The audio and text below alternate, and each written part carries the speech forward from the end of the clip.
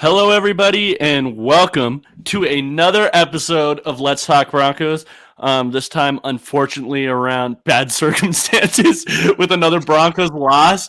But hey, it seems like you guys like Broncos therapy sessions, so we're back here. Cal's been commenting flash like 50 times in the comment section. We're here to bring the slop to you guys. So, Zach, how are you doing today? I'm doing actually pretty great. I got to be honest. I know we'll get into it later, but we've got Prime coming to see you. I've got the Philip Lindsay Buffs jersey behind me. Prime coming to see you has me really jazzed up and excited about sports. I'm sorry, our comment section just is making me chuckle a little bit. And then the Broncos, yes, it was a loss, but they also dramatically outperformed my expectations for this game.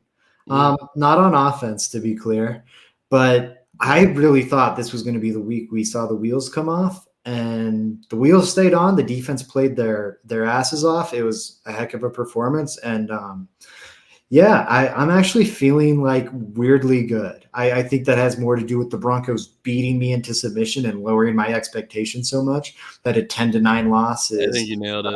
Relatively pleasant. But paired with the Deion Sanders news, but overall, I'm solid.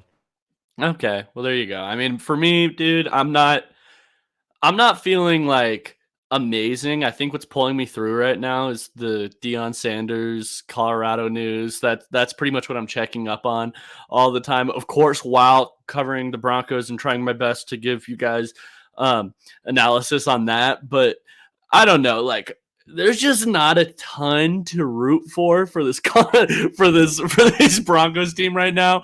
But I didn't come into this game thinking the Broncos were going to win, so it's hard for me to be that disappointed. Obviously, we'll get further into why. But Zach, you want to hop right into this? Yeah, let's get into the game. All right, for sure. So obviously, the Broncos didn't score enough. I don't think they scored enough at all. The Broncos, obviously didn't. They didn't put up enough points whatsoever yet again. It seems like this has been an issue for the Broncos for years now. Why do you think that was for this game in particular? Especially when a lot of people are saying, hey, this might have been one of Russ's better games as a Bronco. Yeah, I think, well, I don't even know if I buy one of the better Russ games as a Broncos, or as a Broncos quarterback. You're seeing the training wheels thrown on this passing game and Russell Wilson in particular. And I think we're at that point in the season where it makes sense. I thought he played a fine game, I don't think he hurt him. It was like a Teddy game. It was like he kind of just stayed out of the way. He completed 80% of his passes. Here, I've got it right here. I can pull it up super quick. He completed 77.3% of his passes at 8.6 yards per attempt. That is crazy efficiency, but those numbers feel wildly hollow. It feels like Teddy Bridgewater last season, honestly. The problem is the Broncos were paying Teddy Bridgewater like $8 million last season on a 1-year deal. They have sold their souls to be entrenched with Russell Wilson at $250 million. And I just think it's bad that the glimmer of hope is that he looks like a very mediocre game manager that the offensive play caller clearly doesn't trust to run the offense. Right. It kind of reaffirms in my mind what we've been saying for a long time. I don't think he's the guy. I think he can improve. The situations around him being terrible are certainly contributing to what we're seeing right now, but this is an all-time bad offense, one of the worst offenses in NFL history. The quarterback's a big factor in that, and I don't think, because quarterbacks are important in the NFL, especially to offensive production. And I don't think it's going to improve enough to be worth $250 million, and I think the Broncos need to move off as fast as they can. As for what went wrong in this game, sorry, Joey, I'm ready. No, you're good. What went wrong in this game? I think it was the run game. Because Russell Wilson was fine. He was very mid. But on 26 called passing dropbacks, the Denver Broncos generated 189 minus how many yards did they lose on the sack here? Sorry, I'm trying to figure this out. They generated 199 on the passing attempts, 21 on the scrambles, and then they lost like 10. So about 200 yards passing on those 26 called dropbacks. On their 26 designed runs, they generated 67 yards. Yeah, it's not good enough. Like they're at 2.6 yards per carry on designed runs. Like you have to be better. And I agree the Broncos have to stay committed to the run and lean on the run because of the type of quarterback Russell Wilson is at this point in his career.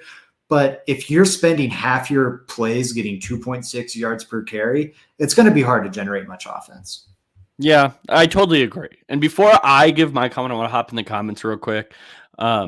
Indy says, do we need to get into why anymore? I kind of agree. It's a little of everything. I mean, it is. Like, I don't know. It's just like you can wrap it all up to offense at this point. Like, it's not – it's the entire thing. It's just not good enough.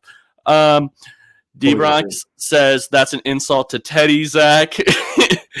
And I agree. I think Teddy was better than that, honestly. But it was just like that kind of thing where like you would look at Teddy's CPOE EPA composite and it's like he's the best quarterback in the NFL or second to only Patrick Mahomes. And it's like that feels a hair inflated and a hair hollow to me. Yeah, I agree. And then Ty says, wait, where the hell is Bree? I need answers. Bree could not make it today. So she no died. One comment to flagrant things in the comment section because this is like my first time working through all your guys' comments. Okay, yeah. I want to respond though to your Bree, miss you. It's for you. Fired from the pod. It's a damn shame. Pour one out, y'all. Pour one out. Yeah, exactly. I do want to reply to what you were talking about, the run game. And I agree with what you said. You pretty much said, hey, I liked the run game. I like that they were stuck with the run game. I just don't like the run game. Right? I think that's a good way to wrap it. It's a bad run game. It's a bad run game. I tweeted exactly that. Like it's a good, like I like that they stuck with it. It's just not good enough. Right? It's not. The Broncos don't have, and I really can't blame the offensive line this time around. I didn't think the offensive line did that bad of run blocking. I'll be honest with you guys. I thought, especially during that first half, they were run blocking pretty well. Like there were holes for Latavius Murray to run through, and he's just not going to make a lot after that, right? Like he's not. At this point in his career, he is what he is. I think he's going to get you the yards that are there, but none after. He's going to fall. And I think your best, what you could hope for most is that he kind of falls forward. I don't think he's breaking many tackles at this stage in his career and supplying you with any juice. The Broncos running back room just does not have juice right now. Zach, what were you going to say? Just kind of onto what you said. Like if he has to make a single move in the backfield, it's done.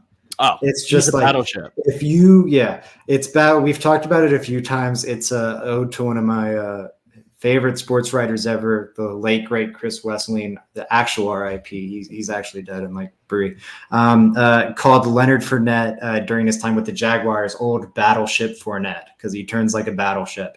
And I think it's very accurate to Latavius Murray at this stage in his career. Like you just pointed out, just there is no wiggle there. I think he's a solid like tackle breaker. He's a solid power back relative to what's out there for the Broncos right now. But you're leaning on Marlon Mack. You're leaning on Latavius Murray. You're leaning on Mike Boone. It's ugly. No, if you said it exactly right. If Latavius Murray has to move left or right in the backfield, the play is done. He is a straight line guy. If he has to go off of where the run is designed, we're looking, the result. It's not good. We do not want that whatsoever. Completely straight line runner. The comment section's going wild. If it's blocked up, right, you can get, oh man, we're getting spam comments. This is kind of exciting. Hey guys, we've made it. We finally got our first hacker bot comments. I'll pop the champagne. These are the same people that DM you the crazy stuff. If it's, I swore I talked to. I got to get that intro. If it's blocked up for Latavius Murray, he can make, I think, a really nice play, as we saw against the Panthers with that 52-yard run that was comfortably the longest of the season for the Denver Broncos. Like, he can break a tackle and create a big play off of that, but he needs it to be blocked up for him. And this offensive line is not a very good one. No, it's not. I thought this was one of their better days, but that's not saying a ton. It's really not saying a ton. It's not at all. Any more comments on the Broncos offense and why they couldn't score points? Or did you think that you wrapped it up pretty well there? Comments on the Broncos offense. Like, I've got positive stuff to go into. I don't think I have any more for the negative end of the Broncos offense. Okay, I want to move us to more of a positive side, but on the defense. The defense obviously bounced back this game. I think a lot had to do with Lamar Jackson going down early. But what do you make of that? Who do you think performed well? I'm going to say it again. Shout out to Evero. But what do you think, Zach? Yeah, I think that's exactly it. He was working his magic once again. I think the Tyler Huntley thing is I hope people don't pin, and I haven't seen too much of it online. I actually haven't seen any of it online, so I'm glad it hasn't been out there. But in case I'm missing it, don't pin what we saw on like Tyler Huntley being the quarterback for the Ravens, because he's a very good backup quarterback. I think he was the best quarterback on the field on Sunday. Is also a very dynamic weapon for the Baltimore Ravens offense when he's in there. You saw him do it with his arm, like his first drop back, just a laser on like 3rd and long. And it didn't convert the 3rd and 15, but it got him like 13 or 14 of it over on the far hash or on the far sideline. Really impressive throw, I thought. You saw his running ability at times in the game too. He's just a good quarterback, and to hold him to 3 points for almost the entire game is great. They probably hold him to 3 points on the game if it's not for a few boneheaded penalties, not to get us back to the negative. But I thought PS2 had a nice bounce back game. That pass interference is really, really ugly. Alex Singleton had a really, really nice game. That helmet-to-helmet contact is a really ugly, unnecessary penalty. So that was a bummer, but overall, just like great performance from the defense. It was great to see the pass rush back and firing. To your point about Evero, it seemed like a lot of that was the product of that Penny personnel. We've talked about him using. We had the breakdown from, I believe it was Frankie earlier in the year. It's so effective, and it was great this game. The top 2 Broncos in terms of pass rush win rate this game were the inside linebackers, Alex Singleton and Josie Jewell. Sample size is a good chunk of that. And they had like 7-8 guys over 12%. So it wasn't like they just had no one beating their blockers. Just every time they walked someone down into the penny, it was creating problems, or up onto the center rather. It was creating problems for Baltimore's offensive line, and Denver feasted. So, man, so would you say, just yes or no, Alex Singleton has impressed you more than what you anticipated at the beginning of the year? A ton better. Ton better. And let me tell you guys, all season we talked about him as one of the biggest problems on this roster. And I wonder, seriously, guys, like, this is absolute credit to Evero, so I'm going to give him so much credit here. Without a defensive coordinator like Evero, I think a lot of our predictions about Singleton and a lot of Broncos country's predictions about Singleton's season would go the way we thought. I just think Evero is using him to his strengths so well. He's a run and hit linebacker, obviously letting him do that. But the way he's using him as a blitzer and a pass rusher in the pass game is phenomenal. It's like, okay, this guy's not the best pass coverage linebacker. What are we going to do with him? We're going to send him at the quarterback, and that's something he can do well. And man, is it really good. It makes me want, like, hey, Zaven Collins came out of last year's class. If Zaven Collins was used like Alex Singleton this year, Can you he would be imagine? a monster. If you have a guy that could legitimately is like, hey, this guy can really pass rush and get after it. Even like if Baron Browning stayed at inside linebacker, he would kill at this role that Alex Singleton is playing right now. Obviously, I'm happy. Arizona might be hiring a head coach this offseason. Hey, hey. Obviously, I'm happy Baron Browning moved to edge right now because that is such a more valuable position than inside linebacker. But it's just like the type of guy that I now can envision being in this Evero defense and succeeding. I want to keep Evero around.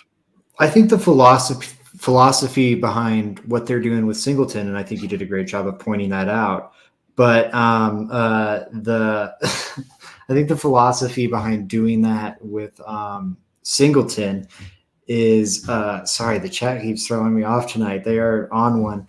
I think the philosophy behind doing that with Singleton is the same thing to what they did with Browning. We have this guy who Singleton's not an amazing athlete. His is more like amazing just pursuit ability. Some of that's reading, reacting, and just all of it. He's a really great pursuit player. And you've got Baron Browning, who maybe struggles with more of the read and react parts of the game. And it's, hey, let's take some of this off his plate. Let's just tell him to go after the quarterback, pin his ears back. And same thing with Singleton. Let's mitigate some of his weaknesses and tell him to just go get him. And it's been great. I really love seeing and just like done. we talk about, people dumb it down and they're like, hey, well, I want a coach that uses their players to their strength, right? And for how well that sounds, it's a lot harder than people want to admit. And it's something that Evero has done seamlessly this year through every player on this team, whether it's Baron Browning, who's been dropping back in coverage, been brushing the passer. There's been everybody. Josie Jewell's been playing really good in this scheme. I think he's used everybody how they should be used. But which leads me to a point. I want to talk about a player that hasn't been performing like the Broncos would hope. Let's talk about Nick Benito. He only saw one snap on defense this last game. Zach, why do you think that is? Do you want to see more? Do you think that's like the correct amount of snaps he should be getting at this point? What are your thoughts there?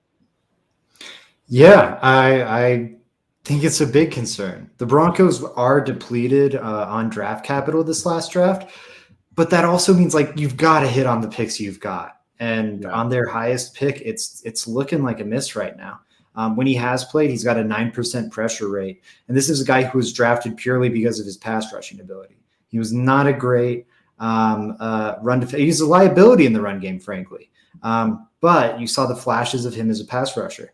I think my problem with him coming out was so many of his pass rush wins, and he had a lot of them, but so many of them came by running around non-NFL caliber athletes at tackle. And his get off the line is insane. It's really, really good. But he would just beat him off the line and just run around him and get the sack, get the pressure, get the QB hit, whatever. But as a result of that, you weren't ever having to see him win at the point of contact. And when he's asked to win at the point of contact, whether it be setting the edge, whether it be winning with his hands and getting off a blocker, he really, really struggles. The fact that at this point in the year, when the season's over, and I get some of it's the Ravens are a run-first team, and you don't want to expose him to that, but I think he got more playing time against the Titans. The season's over at this point. It's all about developing your talent. That's what the year's about. And even despite that, you can't play Nick Benito more than a snap. That's very concerning to me. Montrell Washington, the pick that wasn't popular at the time, looked great just before the season, preseason, maybe even week 1, week 2. It looked like, okay, this is worth it. We were all wrong. George Payton was right. Credit to him. Now it looks terrible. Now it looks really, really bad. This is a 5th-round pick invested in a pure returner. The least efficient play for the Broncos offense this year has been a Montrell Washington touch, by the way. So negative on the offense, hit on special teams. In this game, he averaged 6.3 yards per punt return.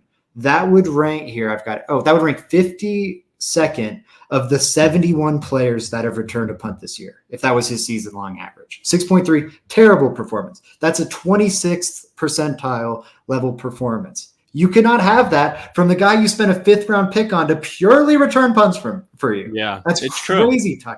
He had 3 kick returns. He averaged 13 yards per kick return. On the NFL season, there's only one player with at least 3 kick returns, just to prove that it's not a sample size thing, with at least 3 kick returns that has a worse kick return average than 13 yards per. No. Also, kick return should give you the ball automatically at the 25. He didn't cross the 20 a single time. He had 3 kick returns, 5 punt returns. He got to the 20, which again is a touchback, just once. This is, I just can't believe how bad it is. No, you're right. And I'll move from Nick Bonito to Montreal. Starting with Nick Bonito, Zach, I think you hit the nail on the head.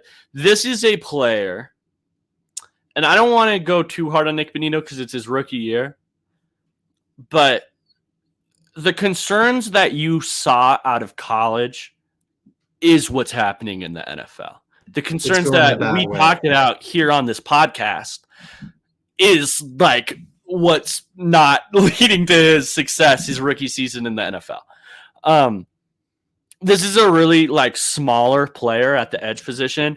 And I think even more than, hey, this is only a player that can run around tackles or what you were talking about, Zach, I worry about him setting an edge.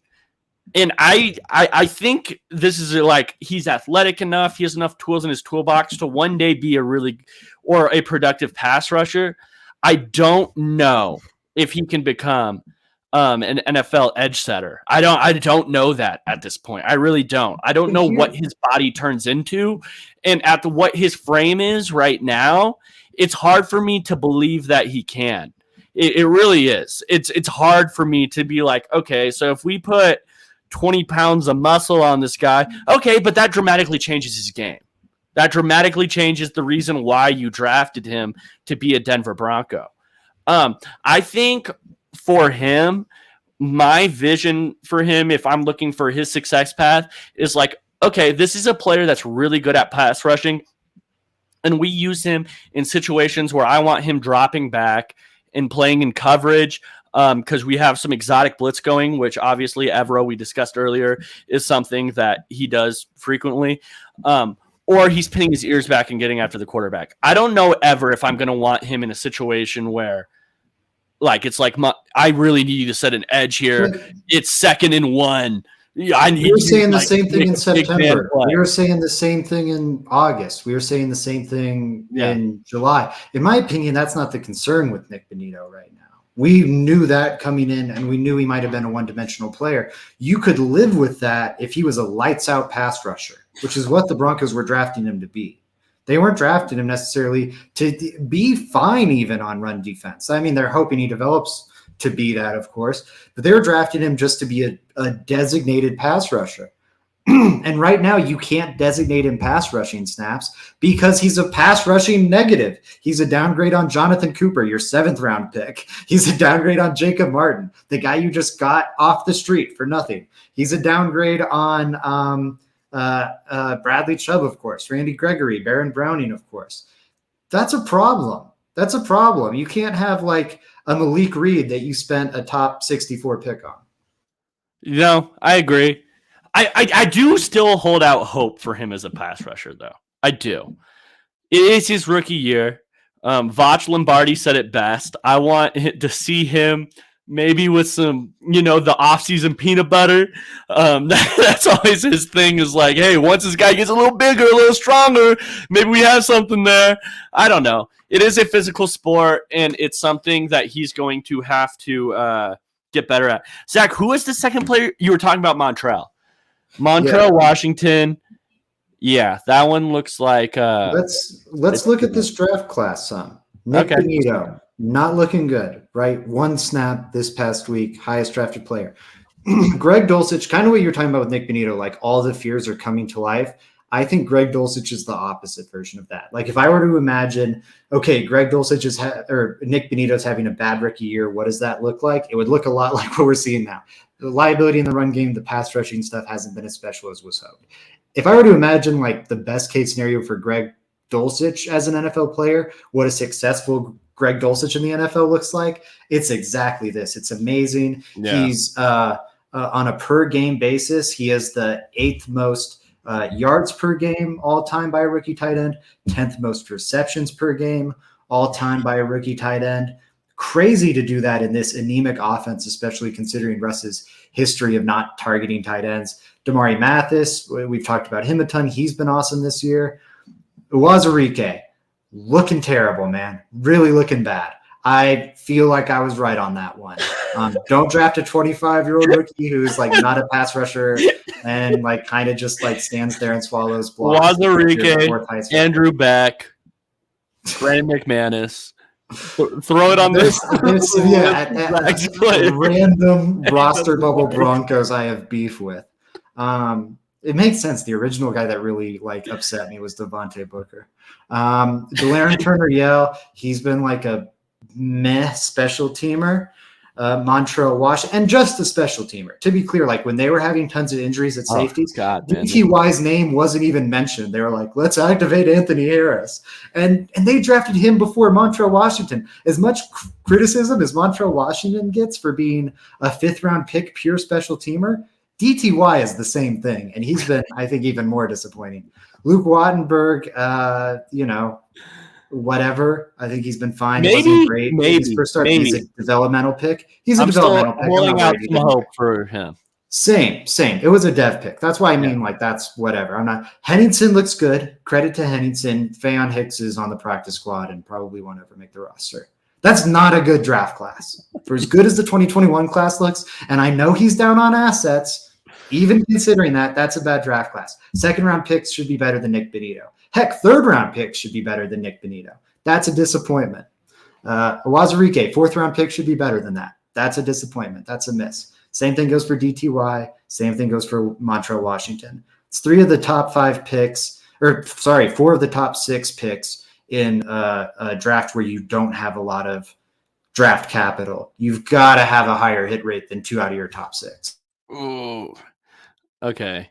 I agree. I think that lacking a 1st-round pick and then only having the 64th or the 64th pick of the draft is going to hurt drastically. Like, I think that's 2 players that you would see being productive right now, not being on the Broncos team right now, obviously because of like what it is. But I do think Greg Dulcich and Damari Mathis can salvage his draft class a little bit, for sure. I do think that. I think that if they both turn out to be productive players, like, hey, you're looking at this being like, hey, the Broncos hit on a 3rd and 4th-round pick. They're future starters, both of them. That's a case you can make. Wattenberg, I'm still holding out some hope for, but I think you're right about a lot of this. Uwazurike playing less. I mean, he's getting some snaps recently, but DTY, Montrell Washington, and Matt Henningsen at this point isn't looking too fantastic, right? That's not a great thing to go by. Nick Benito right now, everything we had worries for is kind of coming about. You hope that he can. Do you think, Zach? I have a question for you, draft philosophy question. I'm going to get us off this picture real quick. Do you think that George Payton thought that Nick Benito was an every down player, or do you think he was fine with him being a pass rush specialist? I think the vision was probably he can help us get some pass rush in year 1. And, hopefully he continues to develop as a run defender and then can be an every down player. This is what I would bet. Okay. There is value to a player being a pass rush specialist. I think that is a role. If they're a really good pass rusher. They have to be really good pass rusher. I just wonder if you draft that player with the 64th pick. And that's the thing. Like, okay, there's something to be said about like, oh, they didn't have a ton of draft picks, but there's 2 points I really push back on that. One, if I were to tell you like you have 4 picks in the first 4 rounds, 4 picks, almost in the top 100, 4 picks in the top 116, so barely outside the top 100 there, and you get 2 starters and 2 barely playable players, or if I tell you you have this is even worse, you have 7 picks in the first 5 rounds of the draft and you find 2 long-term contributors, not starters, contributors. The other 3 guys are voids on the roster, or sorry, 5 guys. The other 5 of those 7 picks in the first 5 rounds are voids on the roster. That's a problem unless like all 7 of those picks are in the 5th round, and that is not the case. It's not great. I think Damari Mathis and Greg Dulcich are good picks, but I look at the rest of this class and I don't know if you have anyone who is going to contribute in future years outside of it, and that's just not a good place to be. It's really frustrating. And the other point I'd point out is, okay, why didn't the Broncos have a lot of picks this year? Why didn't they? Yeah. Because they traded him for Russell Wilson. What did they say? Hey, when the Seahawks are on the clock at picks 9 and pick 40, we're going to be watching Russell Wilson highlights. How many highlights are we watching now? Where are they at? I'm waiting. I'd love to be watching some Russell Wilson highlights. I can find Charles Cross highlights from this season, and he's an offensive tackle. Abraham Lucas, even. I can find Abraham Lucas highlights. Those 2 Seattle offensive tackles look nice. It's disappointing, man. It's so disappointing. That highlight reel is better. So that's my other thing. Like, if we're going to go, oh, well, how could George Paton add talent to the roster with that few draft picks? Okay, well, let's look at why he had those few draft picks and how that trade added talent to the roster. Oh, it shipwrecked the Denver Broncos for the next 3-4 years? Awesome. Maybe Nick Benito and Owazurike and DTY weren't the biggest twists of the draft. Good on you, Peyton. Oh, no. Okay. All right. Let's move in. And you kind of hit on this earlier, Zach. I want to talk about the special teams performance in that game. Specifically, Waitman at punter, Montrell at kick returner, Brand McManus missing a field goal. Like, it was an all-around poor special teams performance. What are your thoughts on that? Who do you blame? Is this a special teams coordinator situation? Would you blame Stooks for any of this? How much blame do we put on him? I'm curious. Yeah, I think Saturday's show ended with my crazy hate of Brandon McManus. And then Brandon McManus immediately made me eat some humble pie. I thought he had a good kicking game, honestly. Hits the 250-yarders, hits the 40-yarder, misses the 62-yarder. Unacceptable. Which, is bad, of course. But I will say this. Brandon, my man, you have not made a single 60-yard field goal your entire career. You have attempted a good number of them. You have attempted a good number of them. Stop telling us that you can make them. Stop telling us that you can make them. You can't. I'm done. I can't do it anymore. I can't. Oh my God. Okay, so everyone's going to be like, oh, Joey's the Fangio guy. Do you remember when Fangio wouldn't let him take that 60-yard field goal, 60-plus yard field goal, and then he went into the press conference pissed off about it while Fangio was still the head coach? This is, I don't know. It was a little much for me at the time. I just feel I don't know, you let the coach make those decisions. And then now we're looking back at it, and it's he hasn't hit one yet. He's attempted them, and it's not going in. I don't know. Maybe you shouldn't have been vouching so hard for that. Whether it's been from the very first game this year, that Seattle game. He should not, we should have gone for that on that 4th down. Until now, I don't know. It's just, the whole thing with that is frustrating to me. Extremely. And that's the one thing where hey, let's have a come to Jesus moment. Like let's reflect Okay. on who we really are. Um, so that one was frustrating. Montreal, Washington. I mentioned the punt return stuff on the 6.3 yard. Yeah, I mentioned that already in this one. Corliss Waitman, 41.1 yards per punt. That is 1 yard worse than the worst punter in the NFL on the season. So single game performance, totally dreadful. You might go, oh, well, that's because they were pinning the Ravens back deep in their own territory, and he didn't have a lot of room to distance punt. Well, you'd be wrong because not only was he not kicking it far, he wasn't kicking it precise. Pinned the Ravens inside the 20 on just 2 of his 7 punts. The percentage of that would rank 24th on the season among all kickers.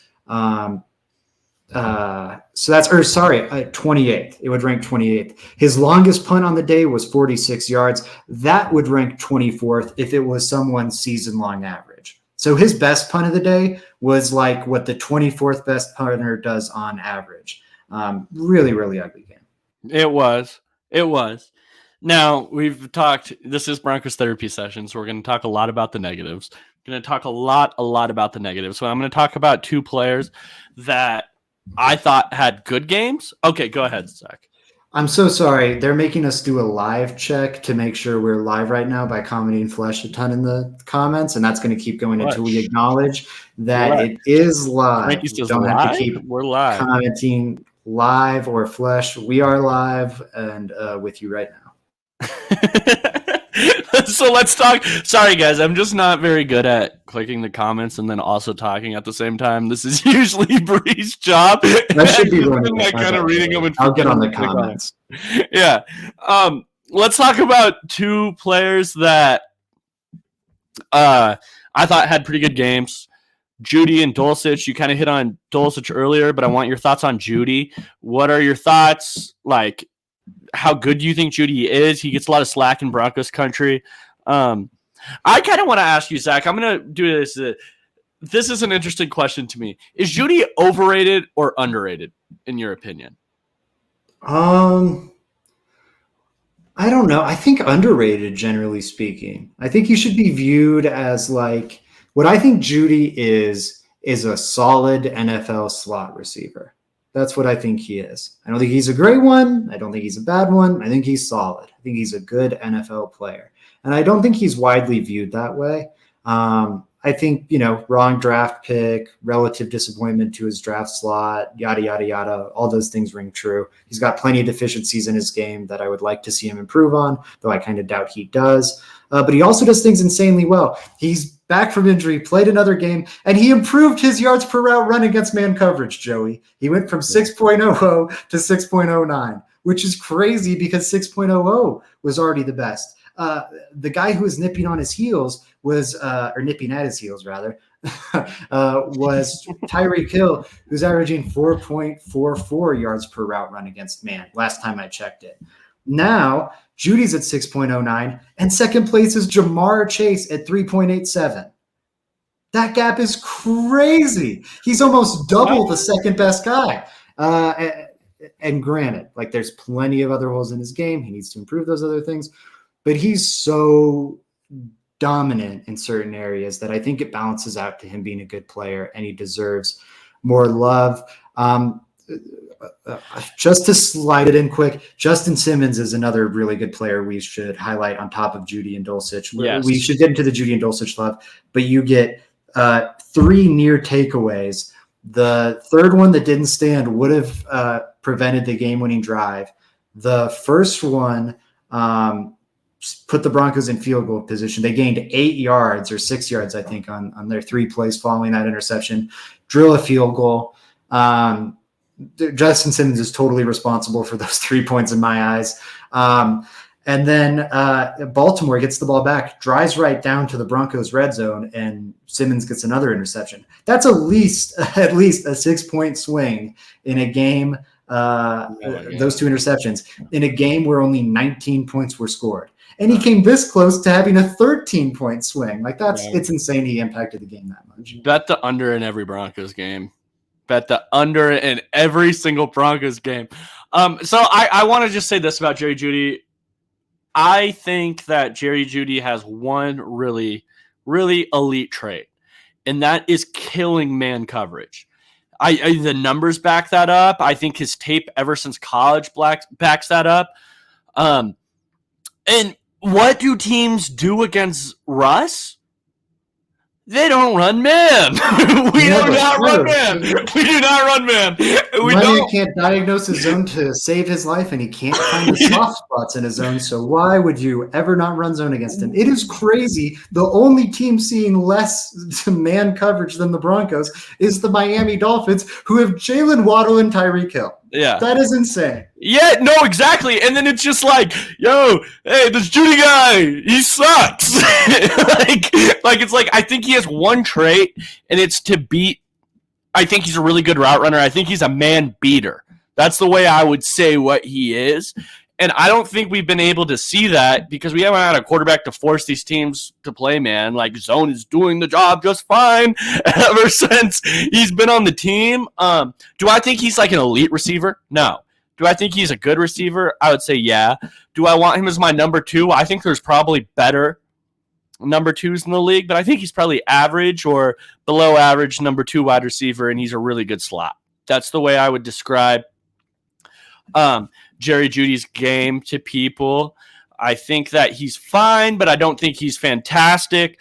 I think it's saying a lot that we put him as, hey, this guy's been the most consistent player on this Broncos offense. Saying all that because I just said he's fine, right? Like, that kind of just shows how bad this Denver offense has been this entire year with all the injuries, with Russell Wilson making it look even worse with the injuries. Everything about it's been really bad. I don't know. I don't know, man. The whole situation with this Broncos offense is irritating, and I don't even know what to say about it anymore. I'm defending Jerry Jeudy because I think he's been really good compared to the rest of the offense this year. But I mean, if I stuck him on a really good offense, he would probably be like my fifth best player, I would say. Yeah, I think like. I was talking on a Breeze radio show earlier today, The Fan Cave. Check it out every Monday, 1 to 2 p.m. Mountain. You'll get Bree and me on there talking Broncos for an hour ahead of the show. And I just compared him to Tyler Boyd, and I don't know if he's as good as Tyler Boyd, but I think it's a solid comparison. We're like, you know what? He's not T. Higgins. He's not Jamar Chase. He's not a superstar. He's not changing the game, but he's just a good slot. And if your whole offense is relying on Tyler Boyd, that room of weapons doesn't look great. That offense isn't going to look great. If he's your third or fourth option, oh my God, this is amazing. This is a great situation to be in. That's what I think he is. I think to put him in NBA terms, he's a championship caliber. He's a championship caliber team number 3. He's a number 3 on a championship team. If he's your number 1 or your number 2, if he's your number 2, maybe you're a playoff team. If he's your number 1, you're picking in the lottery. But he can be a good championship number 3. He's like a Drew Holiday. Word to Frankie in the chat, who's a Bucks fan. So I want to hop into this next comment, and I was even private messaging you about this because I don't know if this is too spicy or not. But Zach and I were talking about George Paton today, very specifically about where he stands as a Bronco right now. And I know a lot of the chat who doesn't like George Paton is going to be this is a polarizing topic. Zach, what are your overarching thoughts on George Paton right now? Do you think how tied is he to this Russell Wilson situation? And I guess, just what are your overarching thoughts on him right now?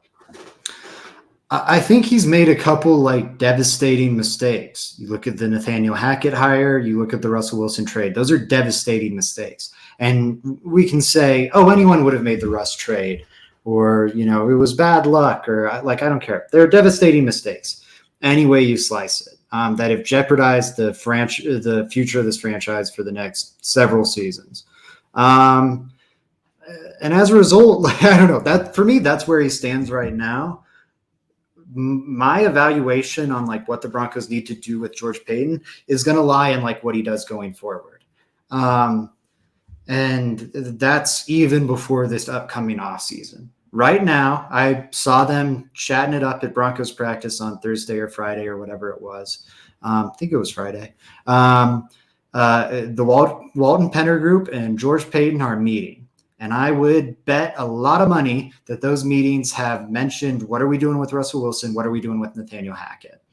And if George Paton is not even considering the possibility of cutting Russell Wilson right now after the season, because there's two reasons why the Broncos shouldn't cut Russell Wilson this offseason. One, to save George Paton's job, or two, because you strongly believe Russell Wilson is going to return to superstar form. If you don't believe in the second, like if you don't believe superstar is still in Russ, the only reason to not do it is save George Paton's job, and that is not an acceptable reason for me. I will look very side-eyed at this Broncos organization if they keep Russ this offseason, because to me, that looks like just trying to save George Paton's hide. And I don't want to make Joey's point, but Joey's going to have more in-depth points on why that's a bad idea. The error's already been made at this point, and my fear with keeping George Paton is that he's going to continue to compound that mistake to try and prove the first mistake right. Like, shoot, this Russell Wilson thing's a disaster. Maybe now we need to draft a running back in the first round to ensure we have a strong run game, and just this mistake can avalanche into a bigger and bigger and bigger one until the Broncos take their medicine. If George Paton cuts Russell Wilson right after the season with a post-June 1st cut, I might be okay with letting him oversee the rebuild, honestly. That's not going to be popular with the chat. I know they want blood. I could be okay with it. I kind of buy into like the most anyone would have made the Russ trade. The Hackett hire is a joke. And he would definitely be on thin ice, but all right, let's see what you can do with the 2023 draft. This team's going to be bad. And, if the 2023 class doesn't yield anything, then maybe you are looking for a new GM. But I don't know. So much of my opinion of George Paton lies on what he does with Russell Wilson this offseason. If he keeps him, I'm either going, I think you've made a terrible evaluation, or you're really hurting the Broncos' future to save your own ass. Or he cuts Russell Wilson, and I go, oh my God, that's one of the ballsiest things I've ever seen a GM do, and it's totally necessary, and I think it's saving the Broncos. Credit to George Paton for putting this job on the line and owning his mistake. That would give him a lot of credit in my book. Okay. So, Frankie comments right here. He said, I'd give Paton like a C+ right now. Everyone else is like, C+ is passing. That's not okay. C+ is a passing grade. Everyone's kind of pissed off about that, and I get it. So here's my overarching thing, and I know this is going to be pretty spicy here, but I actually believe it, so I'm going to just say it. I wonder if the Broncos should keep Paton, not for what he's done right now, because I kind of agree with Frankie. Like, I would have also have made that Russell Wilson trade at the time. I know Zach and I have gone back and forth with that, but I also would have made that. But now I'm worried about this guy's job security is relying upon Russell Wilson. And I'm under the belief right now that Russell Wilson isn't the future of the Broncos. I really am. I think that if you improve the roster to how you want it to at next year, at best, Russell Wilson is a middling quarterback, and this is a middling team. I don't know if Russell Wilson is your quarterback past this next season, which leads me to believe, are we just delaying the inevitable? And do I want a GM that's just delaying the inevitable? Because his job is tied to Russell Wilson. Agreed. For how much I would say, maybe let's give him another shot. I know that's not how the NFL works. Not for long league is for real.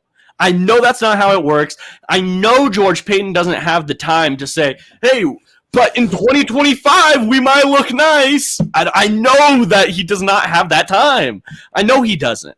His job security is 1,000% around Russell Wilson's success. And, do I want to step into this next offseason saying, hey, we're going to sell out for Russell Wilson, which could lead you to be saying like things like, do I want to draft an offensive tackle this next year? Because that's not a win now move. Should we draft a running back in the first round this next year? Because Russell Wilson needs a run game. I don't know if that's the type of thoughts I want. I want to look into this next offseason looking at what's best for the Broncos, not how do we fix Russell Wilson. That's kind of my overarching thoughts on that. Fully agree. So much of this offseason, as long as Russell Wilson is still the quarterback of this Denver Broncos team, a lot of the focus is going to be like, how can we build how can we win in 2023? And I don't think that's the right way to make the Broncos contend again, if I'm being honest. There's too many holes and too few assets and a very, very questionable quarterback to think you're going to be able to turn this into a contender in 2023. I think you need to start rebuilding from the ground up. I see Pat upset calling Patrick Surtain a bad pick. And saying y'all would have traded Champ for Portis. I think he's a really, really great cornerback. I think I'd rather have Justin Fields right now. I think Patrick Surtain is a cog in the reason the Broncos defense is elite, and Justin Fields is like single-handedly willing the Bears to being like a top 6-7 offense over the last 2 months. Yeah. Oh, shout out to Pat. Thanks for listening, bro. Shout out to you. I don't know. PS2 is like, I think a good pick. I still think it wasn't the right pick is how I'd qualify it. You walk away with an all-pro, good pick. Should you have drafted the quarterback instead of mortgaging the franchise's future for Russell Wilson? Yes, you should have drafted the quarterback. Okay, let's move into – okay, we got all that out on the table. This is something we can talk about in the future. I think this is something like this George Payton and – all this stuff, it's like Broncos drama. What's new? Welcome to Broncos therapy session. We're letting it all out. What did you have to say? The tiny bow I want to tie on the George Payton thing is, I think for both of us, it comes down to this. The GM's job is to do what is right for the Denver Broncos 3, 4, 5 years from now. It's the head coach's job to focus on winning now, and it's the marriage of those two ideals that you want to kind of see in your NFL front office. If George Payton's not willing to make the right decisions for the Broncos' future because he knows that what he needs to do is save his own ass, that's a fireable offense, in my opinion. The Walton Penner Group are not paying George Payton to perpetuate his own career. Right? We can all agree on that. They are paying him to do a job. If you pay someone $20, I understand his perspective. Because you're writing your death certificate doing that. Of course, it's human. Well, I don't think necessarily. I think so. Either way, I don't think so. You are, if you run it back with Russ, you really are tied to Russ. I think you could go after this year and go like, this is bad. We need to get out now. Okay. The only way I could see George Payton cutting Russ this year and keeping his job through the future is if he drafted a first-round quarterback this year. And then you could sell to the team, hey, guys, I think that if he were to go do the Lions thing where we're going to find Jared Goff, bring him on for the year, he would be fired after this next year. I don't think that he has enough time to – it depends how it's pitched to the ownership group. Like if the expectations are this is going to be like we're going to see the results of this in 2024, I think you could get away with it. He did enter his tenure with this ownership group with a huge cachet. And again, to go back to my point, no one's saying it's not understandable. Humans want to preserve their jobs. We can all understand that. 1,000%. I'm not trying to say George Payton's evil, whatever. We can all understand why he might do it. However, the reason he has his contract and is making that big salary and everything isn't to perpetuate his own existence. It is to do what is right for the Denver Broncos. And if, as ownership, you believe he is doing what is best for him and not what is best for the Denver Broncos, that's a fireable offense. You can understand why he's doing that, but that's still a fireable offense. And we're coming to the same conclusion here. If that is the case, you need to let him go this offseason. Yeah.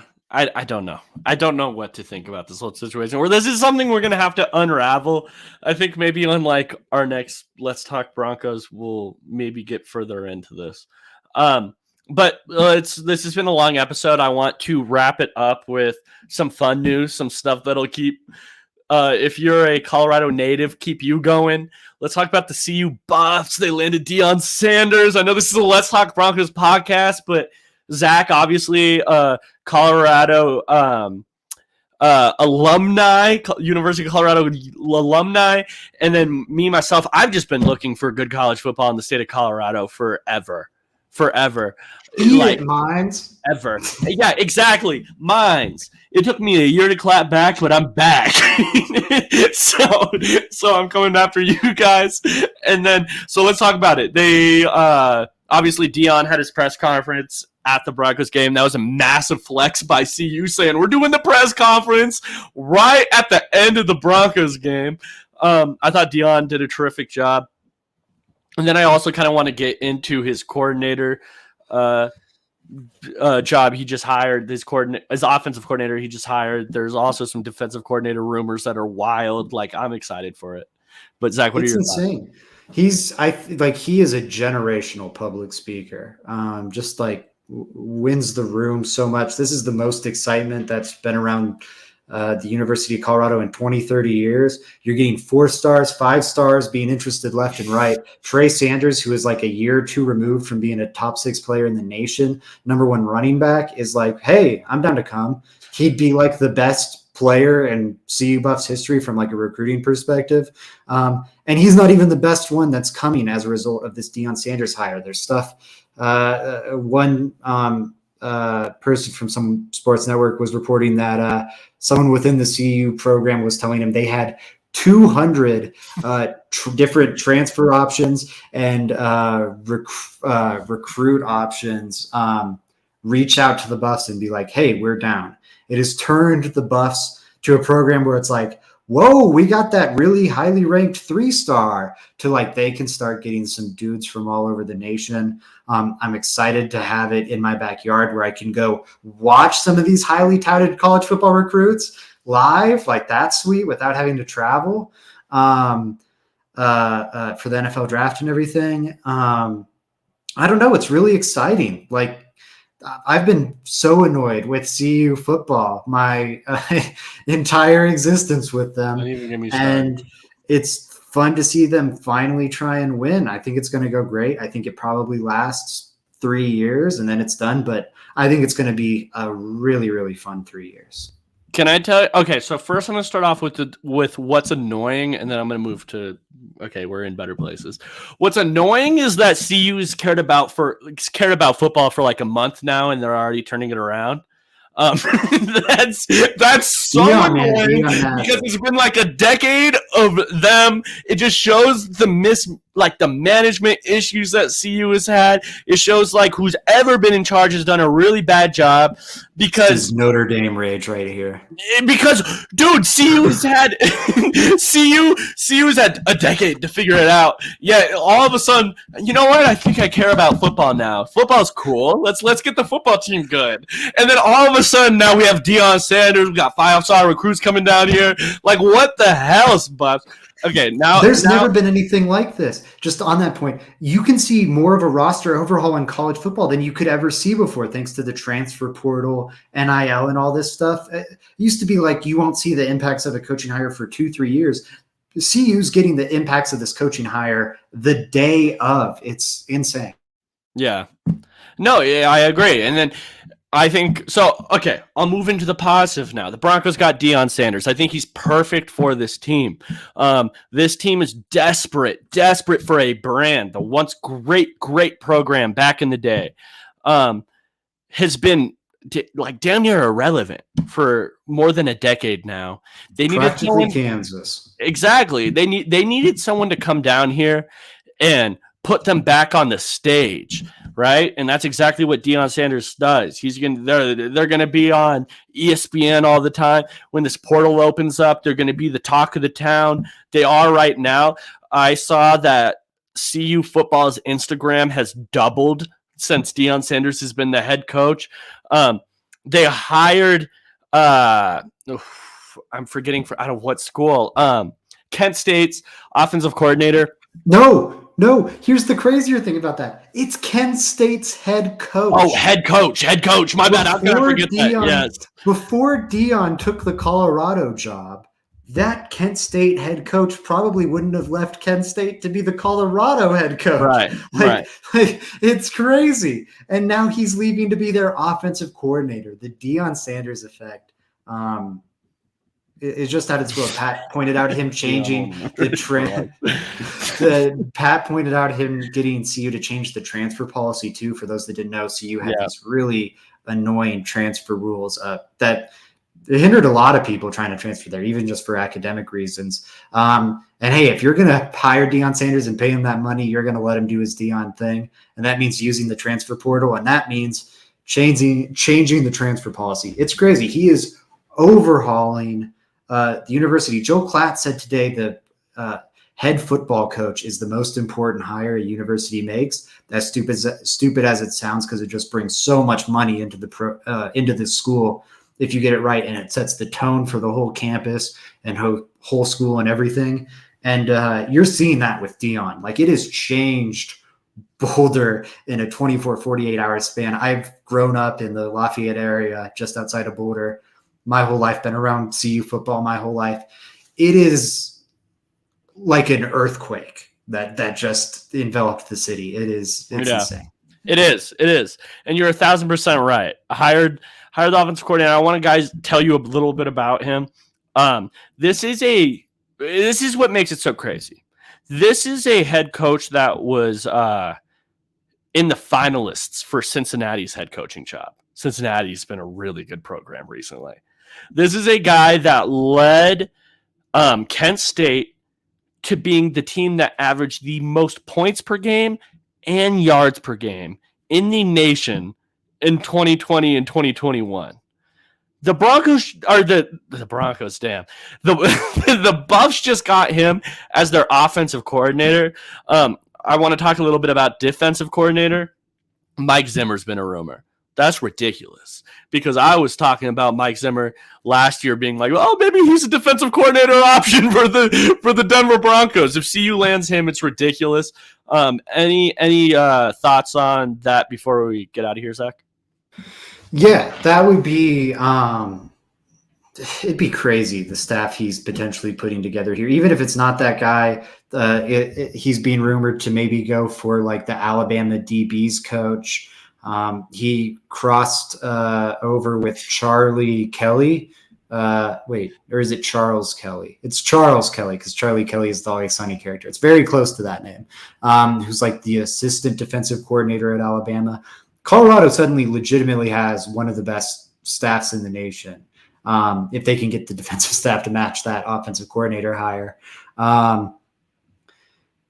Why wouldn't you want to come play there? It's crazy. And Mel Tucker showed it, honestly, before he left him for Michigan State. If you get players to come visit the Boulder campus, you can get them to commit. He got Laviska Shenault. Beautiful. He got